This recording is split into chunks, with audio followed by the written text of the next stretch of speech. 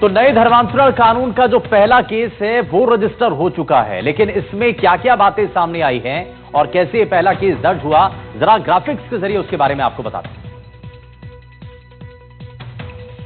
तो आप ये देखिए कि धर्म परिवर्तन का ये पहला केस कोटा के अंदर दर्ज हो चुका है। धर्मांतरण विरोधी कानून में ये पहला केस दर्ज हुआ है और कोटा में 2 ईसाई मिशनरियों पर यह आरोप लगा है और धर्मांतरण कराने और उकसाने का इन दोनों के ऊपर आरोप है। चर्च के धार्मिक कार्यक्रम में आपत्तिजनक बातें इनके द्वारा कही गई। हिंदू समुदाय के खिलाफ आपत्तिजनक बातें इन्होंने कही। राजस्थान सरकार को भी इन्होंने टारगेट पर लिया, शैतान का राज बताया। कोटा के बोरखेड़ा थाने में इसको लेकर के मामला दर्ज हो चुका है।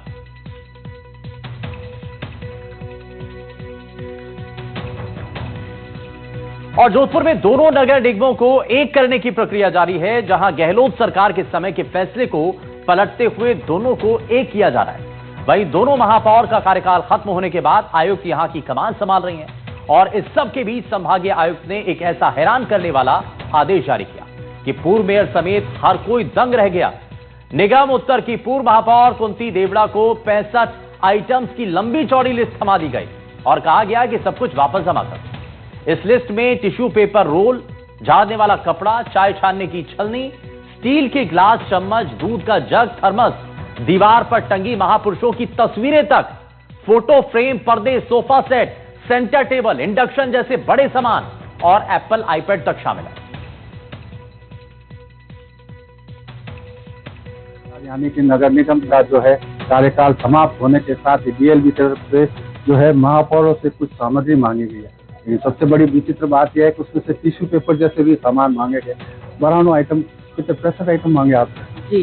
क्या आइटम की सूची है आपको? देखिए, 9 नवंबर को मेरा कार्यकाल समाप्त हो गया था। जिस दिन मेरा कार्यकाल समाप्त हुआ था तो मैं कार्यालय में ही थी और हमने जो हमारे महापौर कक्ष में जो भी फर्नीचर या संबंधित जो बड़ा सामान होता है उसकी एक सूची तैयार करवाकर मेरे निजी सहायक और स्टेशनरी हेड ने बैठ के सूची तैयार करी थी और उस सूची का जो सारा सामान था वो हमने हैंडओवर कर दिया था, जिसमें बकायदा उस सूची में ओएस के भी साइन हैं।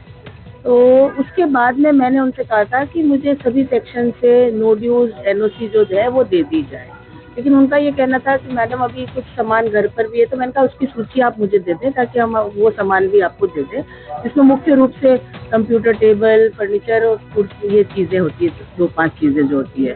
तो मैं 4-5 दिन तक उनसे कहती रही कि आप सूची भेज दें और आके सामान ले जाएं। लेकिन जब 18 तारीख को मेरे पास मेरे निजी सहायक का फ़ोन आता है कि मैडम एक इन्होंने लंबी चौड़ी सूची तैयार करके और मुझे दी है, जिसमें हमने तो उसने बताया कि अपन ने सारा सामान इनको 9 तारीख को हैंडओवर कर दिया था, तो आप मुझे सूची व्हाट्सएप करें। तो मैंने उस सूची को जब चेक किया तो उसमें बड़े ही आश्चर्य की बात है कि जो टिश्यू पेपर जैसी चीज़ होती है उसमें उस लिस्ट में लिखी हुई थी टिश्यू पेपर के 6 पैकेट, डस्टर क्लॉथ होता है जिससे झटका मतलब साफ सफाई करते हैं, जो कि मेरे कोई उससे कोई संबंध ही नहीं और वो मेरे हेड में मेरे से क्यों मांगा जाए।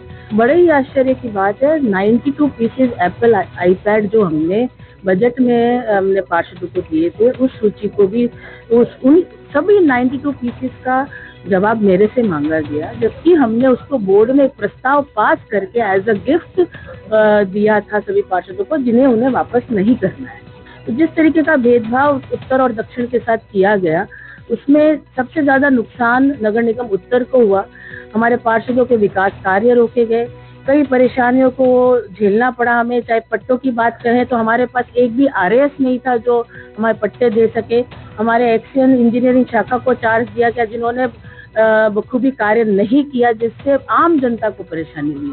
तो 2 साल से हम ये परेशानी झेलते झेलते हमने बड़ी मुश्किलों से ये समय निकाला और उसके बाद आप देखिए 9 तारीख को कार्यकाल पूर्ण होने के बाद भी इन्होंने उसके बाद भी हमारा पीछा नहीं छोड़ा और 18 तारीख को एक ऐसी सूची जारी करते हैं जिसका कोई औचित्य ही नहीं है।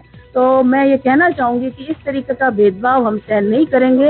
अगर हम अपने पर आ गए तो हम झगड़ा विरोध करने में कोई कमी नहीं रखेंगे। हमारे पार्षद और हम सब मिलकर सामना करेंगे। निश्चित तौर से कह सकते हैं नगर निगम उत्तर और दक्षिण के उत्तर में जो है कांग्रेस का शासन था, लेकिन जिस तरह से 2 साल से महापौर ने बिल्कुल स्पष्ट कहा है, 2 साल से जो पक्षपात हुआ था और अब कार्यकाल समाप्त होने के बाद भी उन्हें जिस तरह से परेशान किया जा रहा है, तो इस निश्चित रूप से अगर समय रहते सरकार इस बातों से अगर किनारा नहीं करती है तो आने वाले दिनों में इस बात को लेकर भी वो लोग विरोध प्रदर्शन करेंगे और सरकार को बताएंगे कि किस तरह से उत्तर नगर निगम का कार्यकाल रहा था। जोधपुर से एनडीटीवी के लिए अरुण अर्श की रिपोर्ट।